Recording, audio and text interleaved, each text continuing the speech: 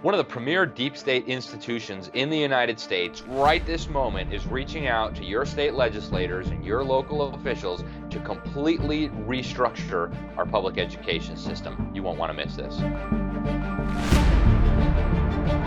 So the Council on Foreign Relations, we talked about them a little bit in last week's episode. This is one of the key institutions of the deep state here in the United States. It's like deep state HQ on American soil. And last week we talked about this huge plan they have. It's called the Work Ahead. They put together a task force. They've got all these crazy ideas about how to restructure our government. Basically, it should be more like Sweden. I mean, if you like totalitarianism, what's not to like? And they also have a second also crucial component of this agenda is to restructure our educational system. And what I did for this article, we just published a two-part series in the New American Magazine. CFR pushes central planning to fuse education and the economy.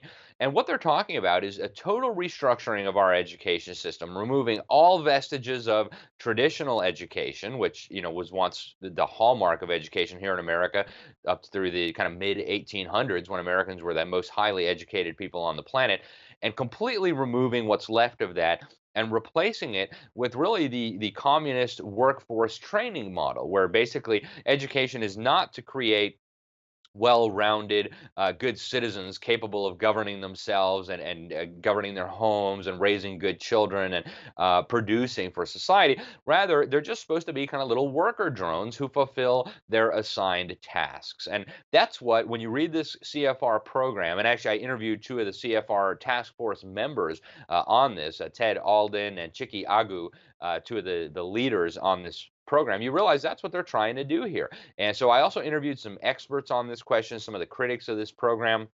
Patricia Mathis, formerly at Southern Methodist University, a professor of education, and then also Charlotte Iserbyt, of course, the senior advisor on education during the Ronald Reagan administration, and they told me this is a disaster. So get a copy of this if you don't have it. It's in the January 6th issue, I believe. Yes, January 6th of 2020. And I want to go through some of the recommendations that they're offering here to what they think should happen in the education system, so you can get an idea of where this is all going.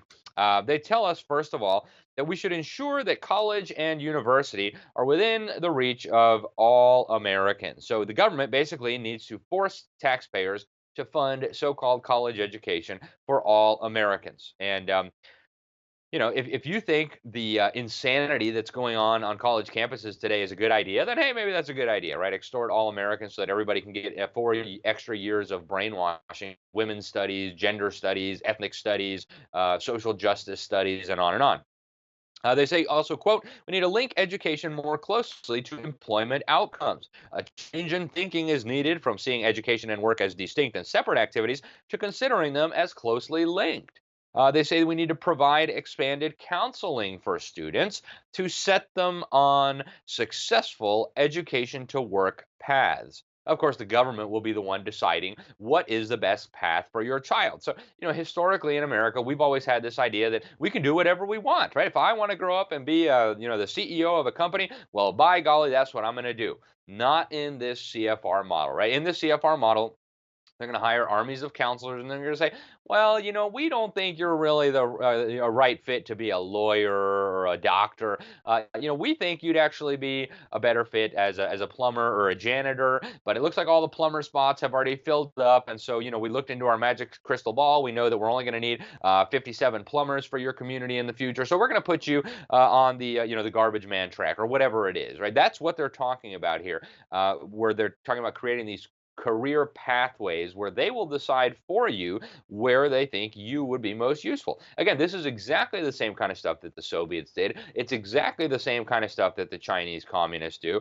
And it is completely antithetical to a free society, right? In a free society, everybody should get a decent education, a liberal arts education, where they understand some about history and civics and science and math and English, and then they can use that and decide for themselves what they want to do, right? The CFR plan also calls for collecting drastically more data. They say, quote, that Washington should expand and improve its own data gathering and dissemination. Okay, they want lots and lots of big data. for a lot of different reasons, right? It's harder to central plan if you don't know everything about everyone. So they figure if they can vacuum up all your data from the time you're born until the time you're in school, then from the time you're in school till the time you graduate and then into your career, they'll be able to have a better idea of where they should put you in the economy, what job might be right for you, what area of the world we ought to put you into. They say we also need to concentrate a greater emphasis on quote unquote lifelong learning. And this is a direct quote. This requires changes in behavior by employees, right?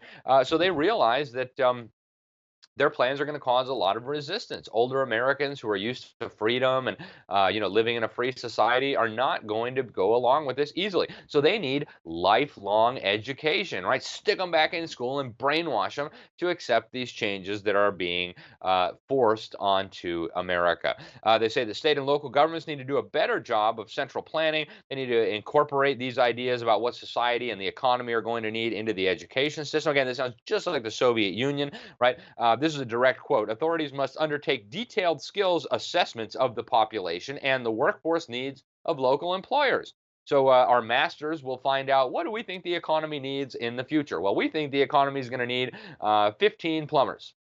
So find 15 of those children in that school, use all the data you've gathered, maybe find the ones that don't think there's a such thing as a homosexual marriage, maybe find the ones who believe in nations, maybe find the Christians, and make sure we put them in a job where they're going to be pretty harmless, right? Then they say, quote, devising and implementing appropriate educational options depends on a solid assessment of the workforce needs of local employers and the education and skills levels of the state workforce.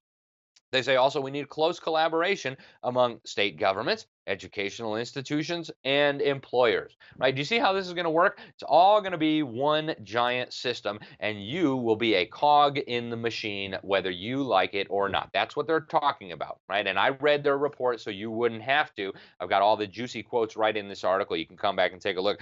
They say we need new workplace readiness standards. These skills readiness standards would be aligned with skills that are or will be in demand for quality jobs in the future or present. Okay, these standards are going to have to be continually revised, right? They're going to have a committee that will revise what standards these children need to learn. And listen to this. This is again from their report in their recommendations. These standards should include habits of the mind. Okay, habits of the mind. That's from their report. Habits of the mind. They're talking about, what do you think? What do you feel? What's going on in your head? The CFR wants to know, and they want to manipulate it. And this is what's happening in the public school system today. They say that the federal government ought to create lifelong learning accounts that would give money to everyone to pursue lifelong learning. This would be a national program, they say, to help finance mid career retraining. Again, this is all right out of the Council on Foreign Relations report that's being pushed on our state and local officials that the establishment is not telling you about. They say that the federal government ought to develop a national ranking system of universities. Okay, and that sounds nice until you realize, wait a minute, the federal government hates freedom, they love abortion, they love LGBTism, they hate our Constitution, they're pushing globalism, they love illegal wars. Wait a minute, these are the ones who are going to tell us what's a good university? Excuse me, I think I probably am going to have a very different idea of what is a good university than the federal government might have. Okay, if you let the federal government define what is a good or a bad university, you can bet your last penny that any truly authentic institution of higher learning, especially a Christian institution of higher learning, will be smeared and labeled as a failure. And oh, how dare they teach the kids, that the Bible is true, that kind of thing. And pretty soon they will be able to strangle these institutions out of existence. That's the plan, folks, and they're telling us what they're doing. They also call for propaganda campaigns through the federal government that would involve public figures. They're going to get some famous actors and sports figures to, quote, encourage young people to make the best possible educational to work choices. Now, they don't say how the federal government's going to decide what are the best possible education to work choices, but I mean, if you can't trust the federal government, who can you trust, right? I mean, they've been so honest with us before, right? And I mean, they're really good at balancing their budget. So I mean, clearly they must know what they're talking about, right? And obviously, I'm being sarcastic. These people are out of control. Now, I want you guys to go out and actually read this article because I did a lot of interviews of these people, the people who came up with this crazy idea, the people who know more about education than all these people combined. I interviewed Charlotte Iserbyt, and she said, you know what? This is really workforce training. This is a complete obliteration of what remains of traditional education in America and a shift over to the workforce training system. And she actually quoted C.S. Lewis. I want to read the C.S. Lewis quote for you because it so perfectly sums up what we're dealing with. C.S. Lewis said, "If education is beaten by training, civilization dies." Okay. The lesson of history is that civilization is a rarity attained with difficulty and easily lost. A liberal arts education, C.S. Lewis said, frees the student, transforming him from an unregenerate little bundle of appetites into the good man and the good citizen. Whereas workforce training, he said, aims at making not a good man, but a good banker, a good electrician, or a good surgeon. Is that what you want for your children, America? Do you want to sacrifice real education? Do you want to sacrifice self government and freedom on the altar of this centrally planned technocratic utopia that the Council on Foreign Relations is pushing on your state legislators? Also, I talked to Dr. Patricia Mathis. She used to be at the Southern Methodist University, professor of teaching and learning. And she looked through this and said, wait a minute, they're not talking about any of the real problems we have in education, right? Which we've talked about quite a bit here in the New American. This is absolutely crazy talk, guys. And the CFR, as we explain in these articles, is doing this very quietly. I talked about this a little bit last week. They are reaching out to state and local elected officials across America very quietly under the radar, right? They're not trumpeting this from their propaganda organs, from the New York Slimes and the Washington Compost. They're reaching out under the radar, trying to get our state legislators and our local officials on board. If you don't have a good relationship yet with your state and local officials, make sure you work on that, okay? Call up your state representative and say, hey, state representative, I need to come into your office for a meeting. I just found out that there's an organization that's got these wild plans to restructure our government, to restructure our educational system, and I want to come talk to you about them. Get a copy of this magazine. Again, it's the January 6, 2020 issue. You'll find everything you need to know. We also have them posted online. You can just print them out there if that would help, and take them in. Go meet, set up a meeting with your state senator, or whatever they call your state elected officials in your state, and say, hey, I know the CFR is now reaching out to people like you, and I want to show you the other side. I want to show you, what they're really up to. And if you're not familiar with the CFR, please go back and watch the issue that we did in Behind the Deep State on the Council on Foreign Relations. It'll be linked right here, so that you understand who we're dealing with, what we're dealing with.